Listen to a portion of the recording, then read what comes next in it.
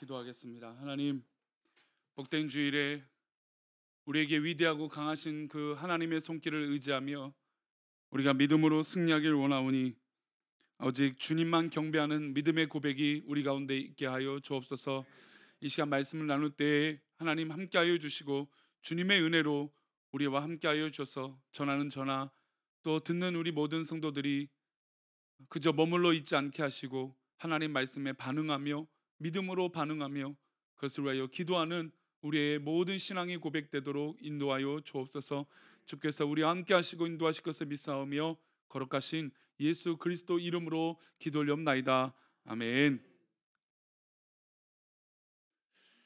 20주 동안 제가 말씀을 나누면서 계속 저의 결론은 우리의 삶의 어떤 이 모든 의문과 기도의 제목과 또 모든 접근은 이 결론이 무엇인가라고 했을 때 삶의 방법은 믿음 말고는 없다라고 하는 결론이 점차 되어집니다.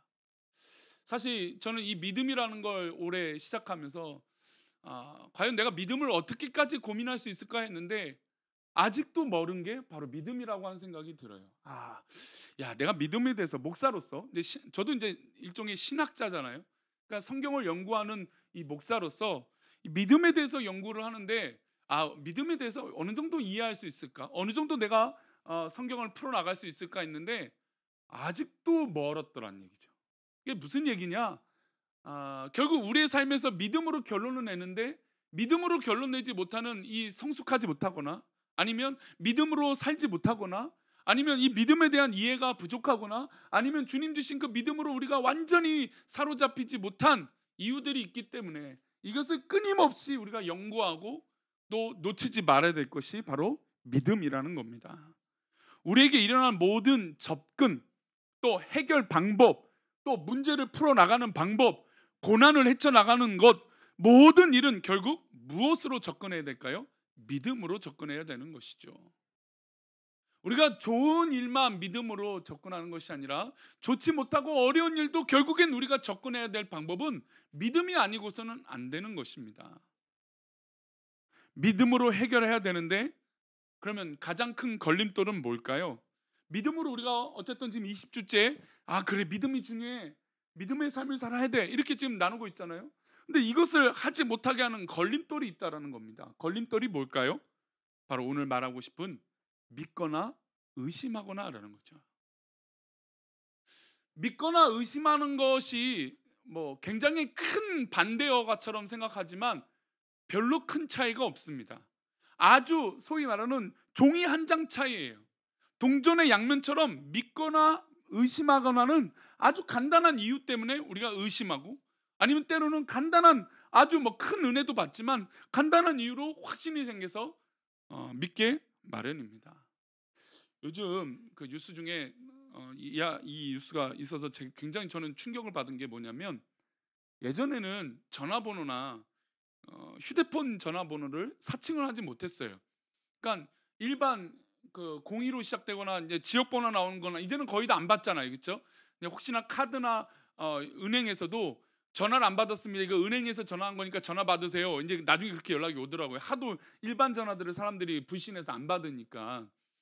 근데 그래서 최근에는 이제 뭐 카톡이나 이런 것들을 이제 해킹해 갖고 마치 딸이 아들이 보낸 것처럼 합니다. 근데 그것도 이제 안 통하니까 최근에 들어가는 건 전화번호를 알아내서 자녀의 전화번호를 알아내서 그것을 그 자녀 걸 쓸 수는 없으니까 전화번호를 변조를 한답니다. 변조를 해서 딱 전화번호를 받을 때 어떻게 될까요? 딸, 아들 이름이 뜨는 거예요. 그러면 그 전화를 받을 때 의심할까요? 안 할까요? 의심 안 하죠. 내가 알고 있는 저장된 번호는 이건 틀림없으니까 내가 저장한 거니까. 그래서 내가 저장한 거니까 딱 떴는데 아들이에요. 딸이에요. 그래서 딸아 아들 했더니 막 울기 시작하는 거죠.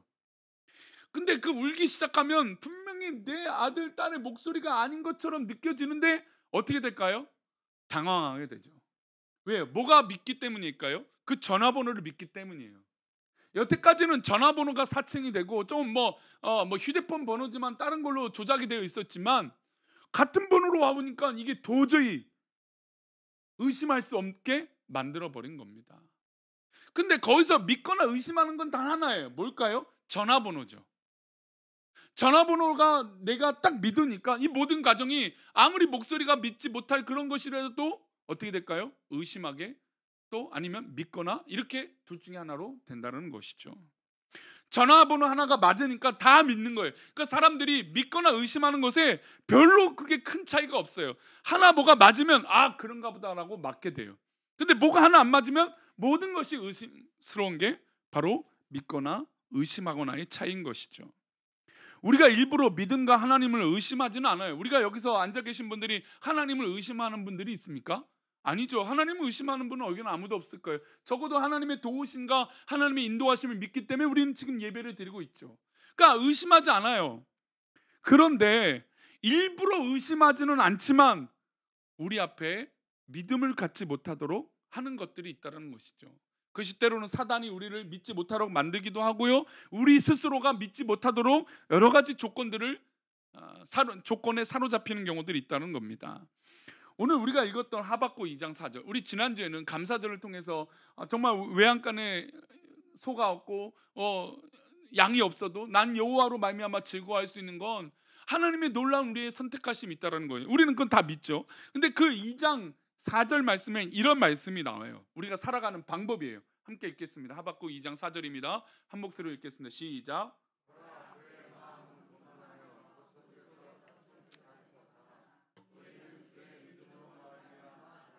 우리가 너무나 유명한 말씀, 의인은 그의 믿음으로 말미암아 살리라. 의인은 남의 믿음, 하나님의 믿음, 누구의 믿음이 아니라 하나님은 나의 믿음, 내 믿음으로 사는 것을 원하시고 바라시고 우리의 사는 방법은 그것이다라고 얘기하고 계세요. 우리 성도님들이 살아가는 방법은 다른 것 없습니다. 우리 살아갈 방법은 믿음이에요. 아멘. 그런데 그 믿음의 반대어가 나오고 있어요. 보라, 그의 마음은 교만하며 그 속에서 정직하지 못하나. 지금 정직하지 못한 것을 어떤 단어로 얘기하고 있습니까? 교만이라고 하는 단어로 얘기하고 있어요. 저는 참 이 교만이라고 하는 단어를 말할 때는 참 어려움이 있어요. 사실 저도 교만하면 교만하죠. 여기서 교만하지 않은 사람이 어디 있겠습니까? 그렇죠? 하나님을 저버리면 다 교만이니까, 하나님을 떠나 있으면 다 교만이니까. 그래서 이 교만이라는 단어를 어렸을 때부터 목사님이 쓸 때 저는 되게 불편했어요. 좀 그런 게 있었어요. 교만이라는 단어가 참 쉽지 않은 단어예요. 우리 성도님들도 무슨 일만 있으면 뭐라고 얘기해요? 아유 교만해서 그래. 그러니까 이게 굉장히 쉬운 말이지만 되게 어려운 말이 바로 이 교만이에요. 함부로 하기에도 좀 어렵고 또 그렇다고 아닌 건 아니에요. 교만한 건 교만한 거니까. 근데 참 이 상대방이나 누구에게 이 말을 쓴다는 건 정말로 어려운 말이에요.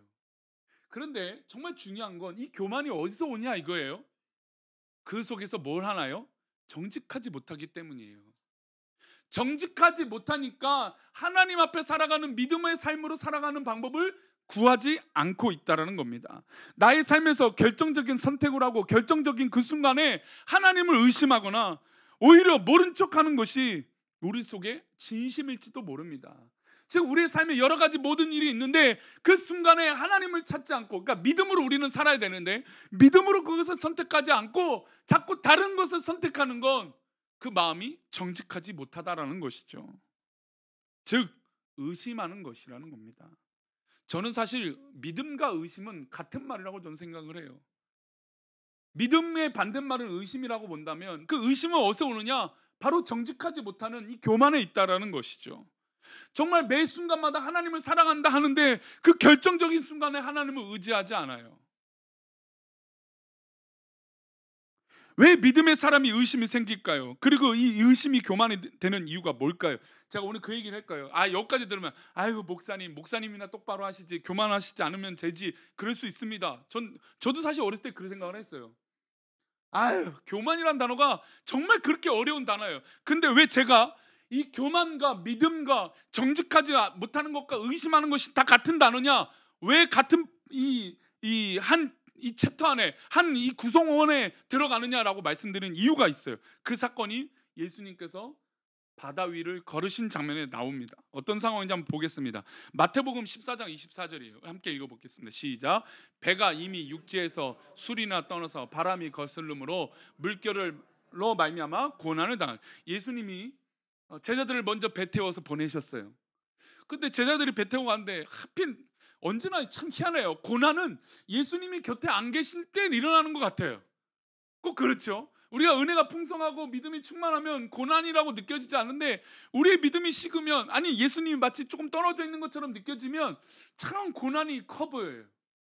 지금 예수님이 먼저 제자들을 보내셨어요. 배 타고 가는데 그냥 건너갔으면 좋겠는데 하필 뭐가 발생됐습니까? 큰 바람이 불었어요.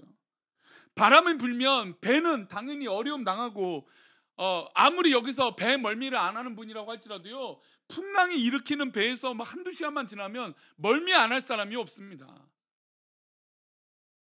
저는 뭐 이 멀미를 엄청 많이 하는데요. 제가 그 동강교회에서 교육자들을 그러니까 동강교회가 지금 이 40일 새벽 기도를 하는, 40일 철야 예배를 드리는데, 철야 예배는 이제 얼마 전에 끝냈을 거예요. 근데 끝나고 나서 목사님들이 40일 동안, 담임 목사님이 굉장히 수고를 하잖아요. 40일 거기는 이제 철야 예배를 시작하면 10시부터 11시 반까지 하니까, 아니면 9시부터 10시 막 10시 반 하고 매일 하고, 에브리데이예요. 매일 같이 해요. 월부터 토요일 뭐 쉬는 날 없이 주일까지 매일 철야를 해요. 그래서 끝나고 나서 교육자들 수고했다고 해서 이제 여행을 보내셨어요. 근데 여행 갔는데, 제주도로 갔는데, 우리 남자 교육자들이 뭘 다 좋아했냐면 배낚시를 좋아하는 거예요. 제주도 갔으니까 배낚시를 가보자. 그러니까 담임 목사님이 용돈을 주셔서 야 낚시하고 와라. 그래서 얼마나 감사해, 휴가를 받았으니 다 같이 가요. 저는 사실 배멀미를 엄청 많이 하기 때문에 안 하고 싶었어요. 근데 뭐 때문에 할까요? 의리 때문에 하는 거예요. 교육자들 당하는데 또 나만 빠지면 그렇잖아요. 그래서 갔어요. 저를 믿은 게 잘못이죠. 타자마자 5분도 안 돼서 바로 누웠어요. 멀미가 나니까. 낚시도 저도 재밌어 하죠. 그냥 방파제에서 하면 되니까. 그 손맛을 제가 모르겠습니까? 다 뭐 이 낚시 인구가 요즘 얼마나 많아졌어요. 우리 성도님 중에서도 여기서도 나 원래 낚시 가야 되는데 예배를 드리고 있다는 분이 있을 수도 있어요. 그렇죠? 그거를 취미를 저버린 분들 아마 있을 겁니다. 근데 배를 타자마자 5분도 안 돼서 쓰러졌어요. 쓰러지고 한 20분 지나니까 이 사람들이 좀 이제, 원래 배를 한 2시간 빌렸는데 거기서 막 누군가 1시간 더 연장해 주세요 막 그러는 거예요. 저는 막 미치겠는데, 그 얘기를 듣자마자 저는 어떻게 될까요? 그때부터 토를 하기 시작하는데, 진짜 어제 저녁부터 먹은 게 다 나오는 것 같은, 죄송합니다 설교 시간에, 진짜 그렇게 어려움이 있더라고요. 고난은요, 그 사람들은 몰라요. 배에 타 있던 목사님들이잖아요. 부목사님들 다 목사님들이잖아요. 제가 들어놓고 있는데 그냥 들어놓으면 괜찮을 줄 알아요. 근데 고난을 당하면 그 사람 말고는 몰라요. 제가 오늘 기도하며 이 예배를 시작할 때 그렇게 기도했습니다. 우리가 당하는 기도를, 우리가 겪는 고난을 다른 사람은 알 수 없지만 하나님 알고 계신다라는 거예요. 지금 우리는 고난의 파도를 겪고 있을 수도 있어요. 각자의 성도님 삶 가운데 풍랑을 맞는 일들이 있을 수 있습니다. 주님이 마치 지금 떨어져 있는 것처럼 느껴져서 나에게 풍랑이 오는데, 그 풍랑은 다른 사람은 잘 몰라요. 겪고 있는 그 사람만 알고 있는 거죠. 제가 오늘 기도 가운데도 그 얘기했어요. 우리 부모님 중에 몸이 안 좋아서 기도하는 성도도 있어요. 그 마음을 누가 알아줘요? 저도 위로한다고 전화하지만 그 마음을 100% 위로를 어떻게 하겠습니까? 그럴 때 누가 찾아오실까요? 이런 어려움이 있을 때, 나에게 어려움이 있을 때 누가 찾아오실까요? 주님이 역시 찾아오십니다. 배가 떠나서 풍랑이 일어서 제자들이 고난을 당하는데 예수님이 그 제자들에게 찾아오셨어요. 26절 말씀입니다. 함께 보겠습니다. 시작. 제자들이 그가 바다 위로 걸어오심을 보고 놀라 유령이라 하며 무서워하며 소리 지르거늘. 예수님은 지금 이 부분은 놀란 장면이지만 어찌됐든 누가 찾아오신 것입니까? 예수님이 찾아오신 거예요. 우리의 문제와 우리의 어려움의 해결은 예수님이 찾아오면 해결되는 것인 줄 믿습니다. 우리의 문제와 우리의 기도 제목은 주님이 찾아오시면 되는 것이죠. 우리가 그 주님을 바라보면 돼요. 이 주님을 지금 유령이라고 보는 것이 아니라 나를 도우시는 우리 예수님, 나와 함께 하시는 우리 예수님으로 받아들이면 되는 것이에요. 근데 제자들은 이것을 의심하죠. 아마 우리도 다 의심할 겁니다.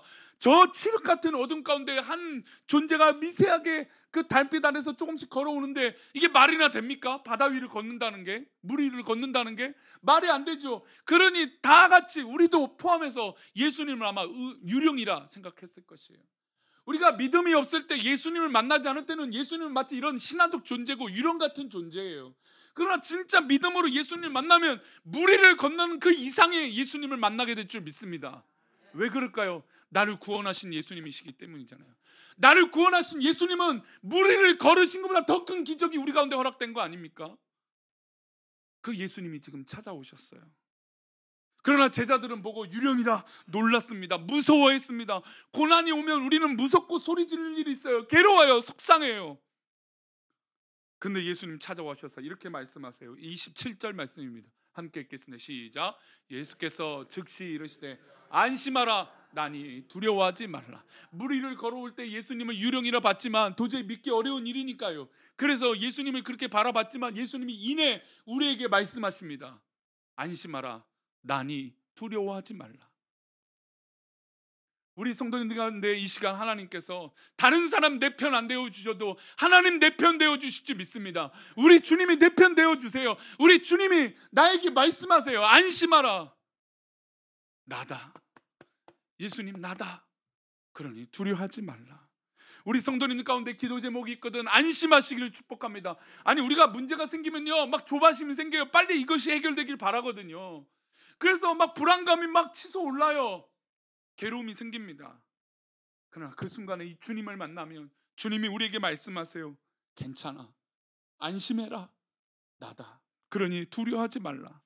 그래서 우리는 모든 삶에서 믿음으로 접근해야 되며, 그래서 지금 우리가 겪고 있는 이 자리에 앉아 있는 이유도 믿음으로 접근하기 때문에 앉아 있는 것이죠. 우리도 역시 베드로처럼 말할 수 있습니다. 예수님을 만난 베드로처럼 우리도 말할 수 있어요. 뭐라고 말할까요? 베드로가 28절입니다. 함께 읽겠습니다. 시작. 베드로가 대답하여 이르되 주여, 만일 주님이시거든 나를 명하사 물 위로 오라 하소서 하니. 자, 이 말은 사실 베드로가 해서 베드로가 대단하다고 느껴질 수는 있지만 사실 우리도 그런 호기심을 가지고 기도합니다. 하나님, 나에게 문제가 있습니다, 해결해 주세요. 이거랑 뭐가 다를까요? 우리에게 어려움이 있습니다. 그러면 기도하잖아요. 이거랑 뭐가 다를까요? 우리 성도님들 가운데 솔직히 불가능한 것도 기도하는 분들 있지 않습니까? 저희 가정도 불가능한 것을 위해 기도할 때가 있습니다. 이게 뭔 차이일까요? 똑같죠. 베드로가 예수님, 주님이 맞다면 나를 명해서 무리를 걷게 하세요. 우리의 어려움을 해결해 주시는 분이 오직 주님밖에 없으니까 당연히 주님 앞에 얘기를 하죠. 그럼 주님이 해결하지 않으실까요? 그냥 내버려 두실까요? 이렇게 기도하는 백성들의 기도를 들으실까요? 안 들으실까요? 기도를 들으시죠. 이 말도 안 되는 것 같은 기도를 예수님 들어주세요. 우리의 기도 가운데 말도 안 되는 그 기도를 우리 주님이 들어주세요.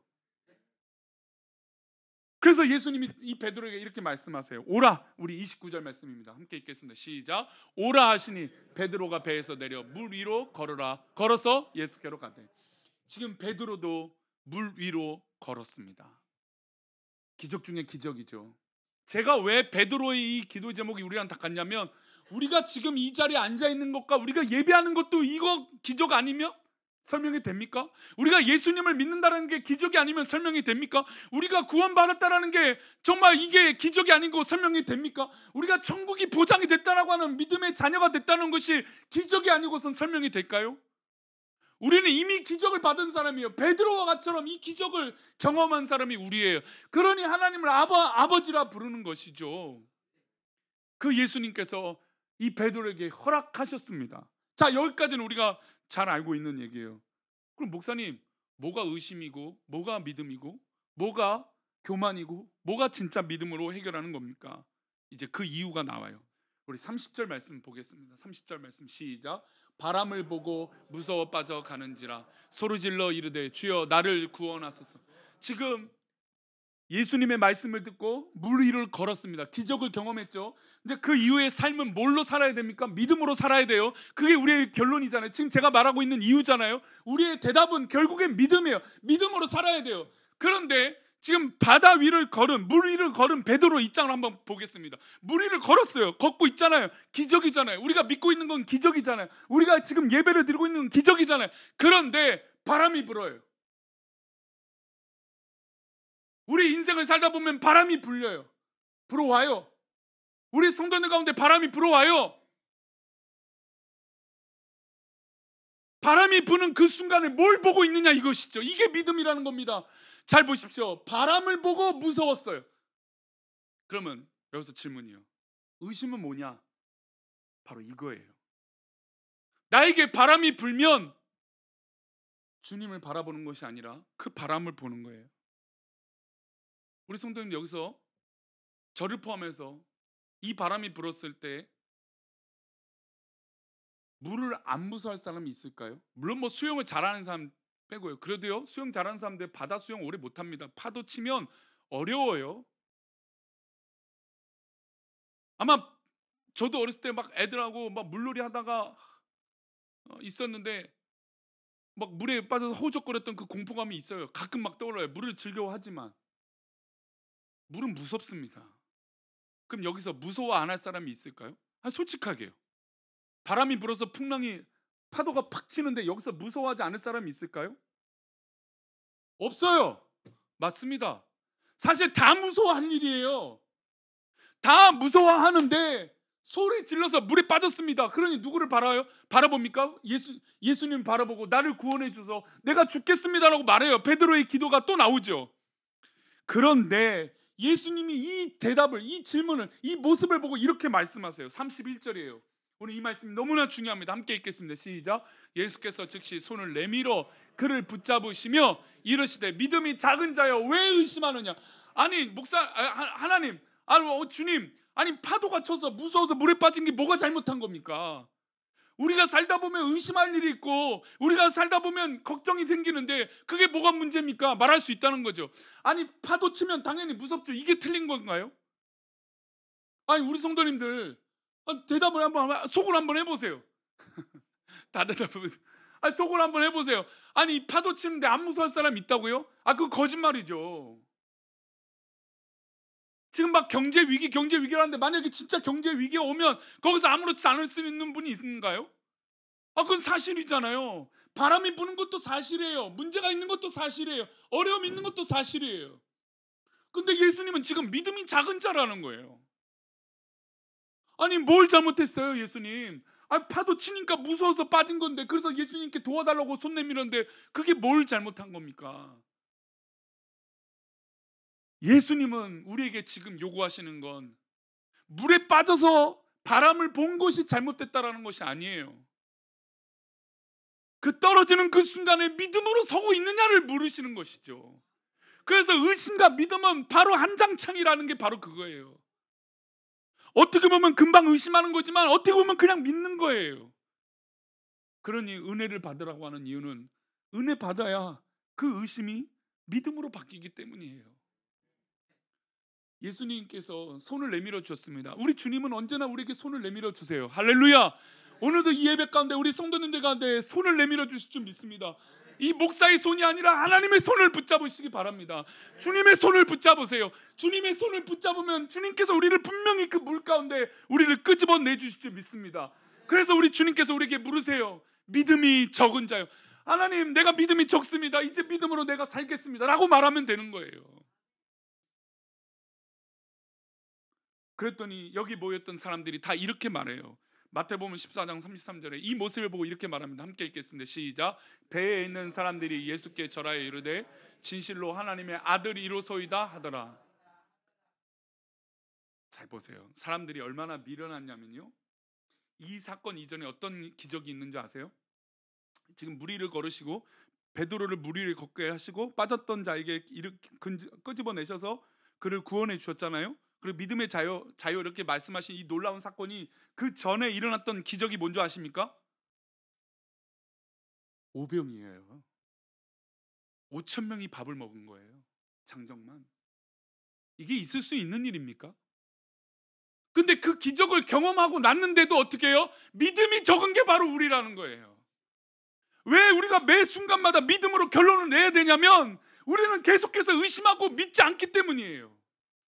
그것을 누구를 믿지 않는다가 아니라 하나님을 진짜 믿지 않기 때문인 것이죠. 그러니 매 순간마다 아무리 오병이어 기적 같은 놀라운 일이 있어도요, 한 번에 넘어지는 게 바로 우리 인간이에요. 의심하는 게 바로 우리라는 거예요. 저는 오늘 이것을 너무나 말하고 싶어요. 우리 성도님들, 우리 저를 포함해서 다 같은 우리는 연약한 자고 의심하는 자예요. 그런데 예수님은 매번 우리에게 이런 기적, 놀라운 기적, 아니 오병이어는 이거보다 더 놀라운 게 어디 있습니까? 오병이어 기적 일어나고 나서요 어떤 일이 있었냐면, 거기 모였던 모든 사람들, 장정만 5,000명이니까 적어도 2만 명이나 되는 이 사람들이요 예수님을 왕으로 모시려고 했어요. 예수님을 왕으로 모십시다. 막 사람들이 궁중으로 막 몰렸어요. 그러니 예수님이 조용히 기도하러 가신 거죠. 이 사건을 제자들이 직접 봤잖아요. 제자들이 바구니를 날렸잖아요. 그런데 무리를 걸으신 예수님 보고 뭐라고 말해요? 유령이라고 얘기하잖아요. 무리를 걸었어요. 심지어 걸었는데도 또 뭐 합니까? 풍랑을 보고 바람을 보고 두려워하는 게 바로 우리 인간이라는 거예요. 우리의 삶에는 이렇게 늘 좋은 일만 있으면 좋겠지만 좋지 않은 일이 있을 수도 있어요. 그 순간 우리의 결론은 뭡니까? 뭐예요? 믿음이요, 믿음. 우리에게 하나님께서 계속해서 질문하신 것, 지금 믿음이 있느냐 없느냐를 질문하시고 계시는 거예요. 예수님 역시 우리에게 계속해서 훈련시켜 주시는 것 바로 믿음이에요, 믿음. 그러니 믿음과 의심은 별 차이 없다는 거 우리는 의심할 수밖에 없는 존재죠. 그래서 믿음이 훈련이 되어져야 되는 게 우리라는 것입니다. 믿음이 있으면 어떤 기적이 있습니까? 우리 마가복음 11장 23절 읽고 말씀 마치겠습니다. 함께 읽겠습니다. 시작. 누구든지 이 산더러 들리어 바다에 던지지라 하면 그 말하는 것이 이루어질 줄 믿고 마음에 의심하지 아니하면, 할렐루야. 우리 성도님들 이 한 주간 기도하세요. 이루어질 줄 믿고 기도해 보십시오. 이루어지는지 안 지는지 한번 보세요. 내 마음이 어떻게 바뀌는지 한번 보세요. 의심하지 않으면 그 믿음대로 될 줄 믿습니다. 의심하지 않으면 그 믿음이 우리 성도님들을 이끌어 줄 줄 믿습니다. 물론 생활의 변화는 뭐 그렇게 일어나지 않아요. 내가 믿는다고 해서 뭐가 누가 알아줍니까? 뭐가 대단한 변화가 일어납니까? 아니에요. 그 믿음은 나의 믿음이기 때문이에요. 또 의심한다고 해서 뭐가 티가 날까요? 그것도 티 안 나요. 아니 뭐 별 문제도 아니잖아요. 아니 파도가 쳐서 바람이 불어서 파도가 치는데 그게 무섭다는 게 뭐가 잘못된 거예요? 그럴 수 있어요. 그런데 그때 진짜 요구되는 건 믿음이에요. 우리는 믿음으로 살아가는 사람들입니다. 그러니 우리의 결론은 다른 데 있지 아니에요. 오직 믿음에 있는, 그래서 믿음으로 승리하는, 그래서 믿음의 응답을 받는 우리 모두가 되기를 축원합니다. 우리 아까 찬양했던 믿음으로 살리라, 우리 찬양하시고 함께 기도함으로 마치겠습니다. 우리 자리에 일어서시겠습니다.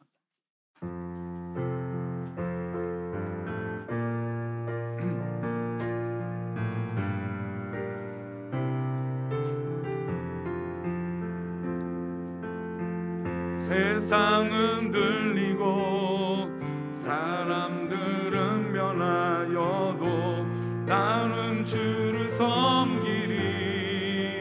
주님의 사랑은 영원히 변하지 않네. 나는 주를 신뢰해. 믿음은 들리고 사람들 주를 떠나도 나는 주를 섬기리. 주님의 나라는 영원히 변하지 않네. 나는 주를 신뢰. 오직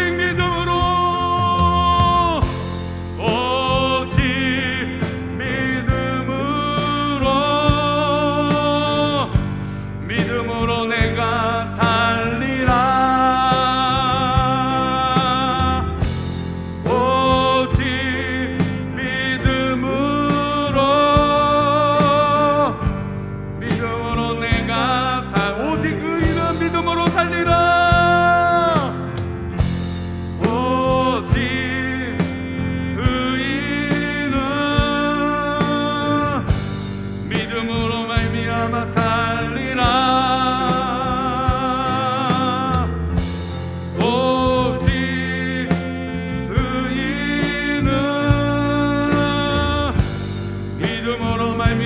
살리라. 이 시간 우리 좀 시간 지났지만 제가 어떻게 우리 성도들의 마음을 다 알고 어떻게 다 알겠습니까? 물론 뭐 그렇다고 책임 회피하겠다는 건 아니에요. 뭐 목사로서 책임을 다 하지 않겠다는 얘기는 아닙니다. 그런데 우리가 정말 하나님 앞에 있는 건 내 믿음으로 하나님 앞에 서야 되는 것인 줄 믿습니다. 이 시간 우리 뭐 어떤 일이든 어떤 고민이든 어떤 문제든 주님 앞에 믿음으로 살게 해달라고, 믿음으로 승리하게 해달라고, 믿음으로 이겨낼 수 있게 해달라고, 오직 믿음만 바라보게 해달라고, 우리의 모든 기도의 제목이 믿음으로 기도하는 기도의 제목 되게 해달라고 이 시간 우리 다 같이 기도합니다. 하나님 아버지 감사합니다. 사랑하시고 인도하시는 하나님의 놀라운 은혜를 기억하여 하나님 붙잡아 주옵소서. 하나님 놀라우신 은혜가 있기를 원합니다. 하나님 정말 붙잡아 주옵소서.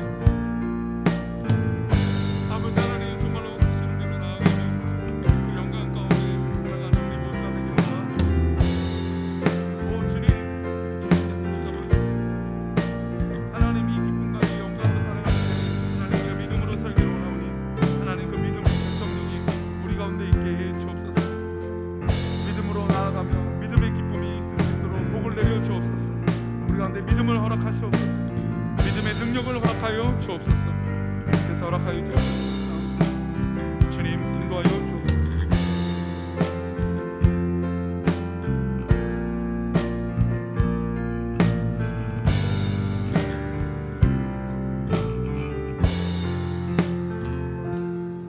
하나님 아버지, 우리가 살다 보면 풍랑도 일고 파도도 치고 바람도 불고 이렇게 겨울이 다가오는 찬바람이 부는 시간이 있을 때가 있습니다.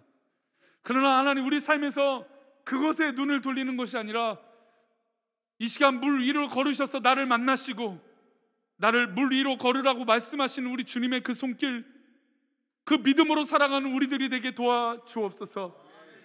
하나님 교만과 정직하지 못하는 것은 같은 단어이며 하나님 의심은 결국 믿음에 이르지 못하게 하는 것을 깨닫습니다. 하나님 우리가 어디서부터 믿음으로 살아가야 될지, 어떤 순간부터 어떻게 믿음으로 결정해야 되는지 우리 삶에서 늘 증명되게 해 주셔서 우리의 기도 제목이 다 믿음으로 뒤바뀔 수 있도록 은혜를 내려 주옵소서. 우리 성도들의 기도 제목을 들으시고 인도하실 것을 믿고 감사하며 거룩하신 예수 그리스도 이름으로 기도 올려옵나이다. 아멘. 이제는 우리 주 예수 그리스도의 은혜와 아버지 하나님의 크신 사랑과 성령님의 감화감동 위로 교통하심이 오늘 말씀을 듣고 하나님 정말로 믿음으로 살아가는 것이 얼마나 귀한 것이고 또 그 결정적인 순간에도 우리에게 요구하시는 것은 믿음이라고 깨닫는 귀한 믿음의 백성들 그 머리 위에 가정과 자녀들과 또 사업터와 직장과 또 학업과 미래를 결정하는 모든 그 결정 위에 또 만나는 사람과 또 대화하는 모든 대화와 모든 과정들 위해 또 우리 모든 사랑하는 우리 교회 권속들 위해 우리 자녀들과 손주들과 그 모든 믿음의 삶 위에 이 나라 이 민족 위에 이제부터 영원까지 함께 계시기를 간절히 축원하옵나이다. 아멘.